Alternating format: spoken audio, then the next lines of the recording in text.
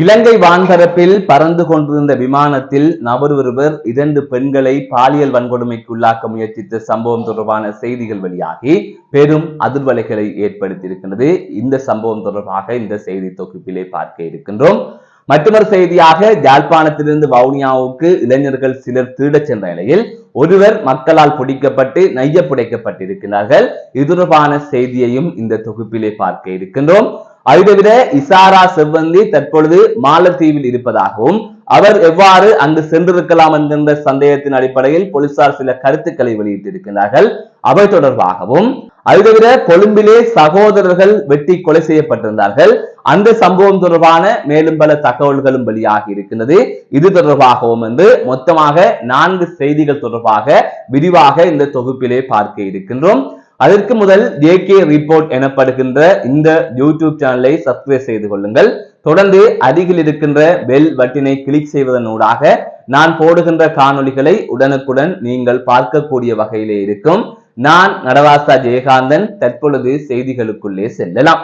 இலங்கை வான்பரப்பிலே விமானம் பறந்து கொண்டிருந்த சந்தர்ப்பத்தில் 2 பெண்களை பாலியல் வன்கொடுமைக்கு உள்ளாக்க முயன்ற கொழும்பைச் சேர்ந்த நபர் தொடர்பாக தகவல்கள் வெளியாகி பெரும் பரபரப்பை ஏற்படுத்தி இருக்கின்றது. கடந்த 15ஆம் திகதி சிங்கப்பூரிலிருந்து இலங்கை கட்டுநாயக்க விமான நிலையத்தை நோக்கி ஸ்ரீலங்கா ஏர்லைன்ஸ் நிறுவனத்துக்கு சொந்தமான பயணிகள் விமானம் பயணித்திருக்கின்றது. அந்த சந்தர்ப்பத்தில் குறித்த விமானத்தில் பயணித்த கொழும்பை சேர்ந்த 38 வயதுடைய நபர் அதிக மது போதையில் இருந்ததாகவும் அதன் தொடர்ச்சியாக விமான பணிப்பெண்கள் இதுவரை பாலியல் வன்கொடுமை செய்ய முயற்சித்ததாகவும் கூறப்படுகின்றது.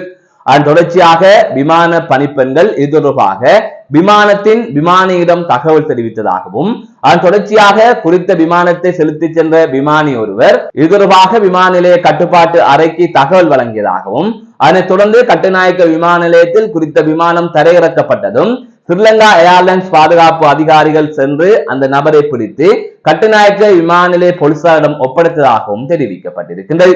அதன் தொடர்ச்சியாக அந்த விமான பணிப்பெண்கள் இது தொடர்பாக போலீசாரிடம் வாக்குமூலம் வழங்கி இருப்பதாகவும் இந்த நிலையில் குறித்த 38 வயதுடைய நபர் கைது செய்யப்பட்டிருப்பதாகவும் கொழும்பிலே நீதிமன்றத்தில் அவரை முன்னிலைப்படுத்துவதற்கான நடவடிக்கைகள் முன்னெடுக்கப்பட்டு வருவதாகவும் செய்திகள் வெளியாகியிருந்தது.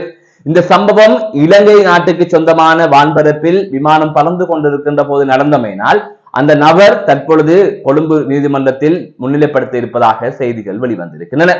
இந்த சம்பவம் தற்பொழுது பெரும் பரபரப்பை ஏற்படுத்தி இருக்கின்றது. இது தொடர்பான செய்திகள் தொடர்ந்து வெளியாகி கொண்டிருக்கின்றது. மற்றொரு செய்தியாக யாழ்ப்பாணத்திலிருந்து சில இளைஞர்கள் வவுனியா கனகராயன் குளம் போலீஸ் பிரிவுக்குட்பட்ட குறிசுட்ட குளம் எனப்படுகின்ற பகுதிக்கு சென்றிருக்கின்றார்கள்.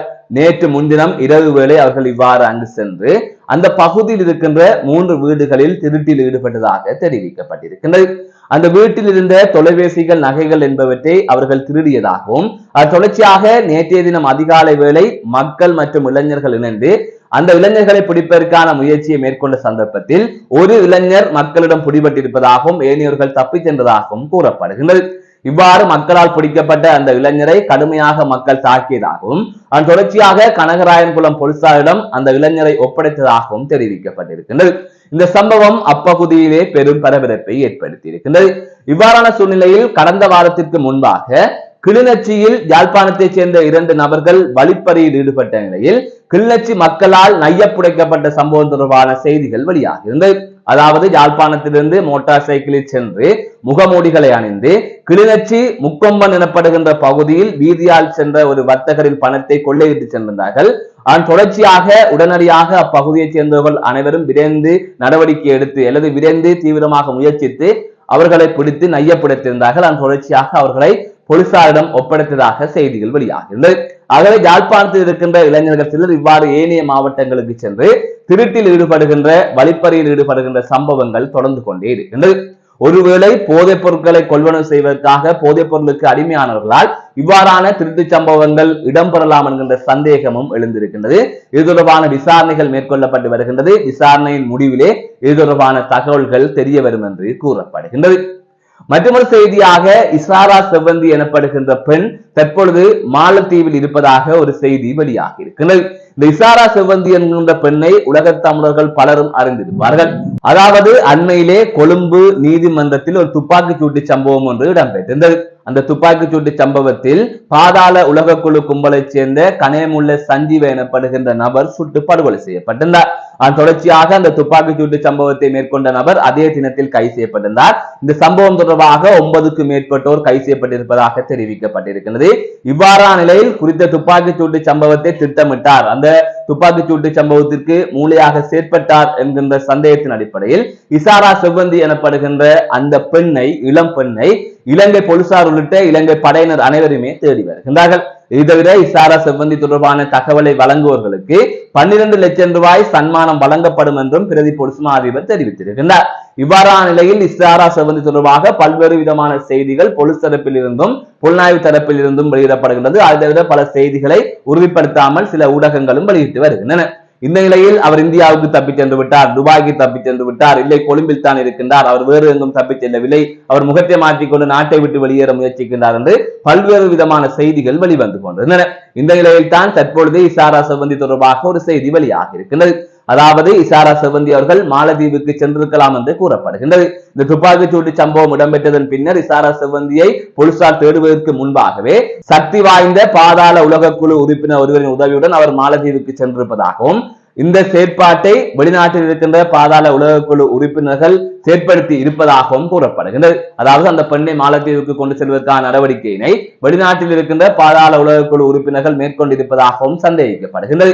இது தொடர்பாக மேலும் பல நடவடிக்கைகள் முன்னெடுக்கப்பட்டு வருவதாகவும் இசாரா செவ்வந்தியை கைது செய்வோம் என்றும் போலீஸ் தரப்பிலிருந்து தெரிவிக்கப்பட்டிருக்கிறது. எப்போது இசாரா செவ்வந்தி கைது செய்யப்படுவார் என்ற கேள்வியும் இருக்கின்றது. அதை தவிர முன்னாள் பிரதி போலீஸ் மா அதிபரான தேசபந்து தென்னகோன் அவர்களையும் தற்பொழுது போலீசார் தேடி வருவதும் இங்கு குறிப்பிடத்தக்கது. அதை தாண்டி பலரையும் போலீசார் தேடி வருகின்றார்கள். கொழும்பு கிரான்பாஸ் பகுதியில் நேற்றைய தினம் அதிகாலை சகோதரர்கள் இருவர் கூடிய ஆயுதத்தினால் தாக்கப்பட்டு கொலை செய்யப்பட்ட சம்பவம் தொடர்பாக செய்திகள் வெளியாகியிருந்தது. இந்த நிலையில் இந்த சம்பவம் தொடர்பாக 2 நபர்கள் கைது செய்யப்பட்டிருப்பதாக கூறப்படுகின்றது. இவ்வாறு கொலை செய்யப்பட்ட இருவரும் 22 மற்றும் 23 வயதுடைய சகோதரர்கள் என கூறப்படுகின்றது.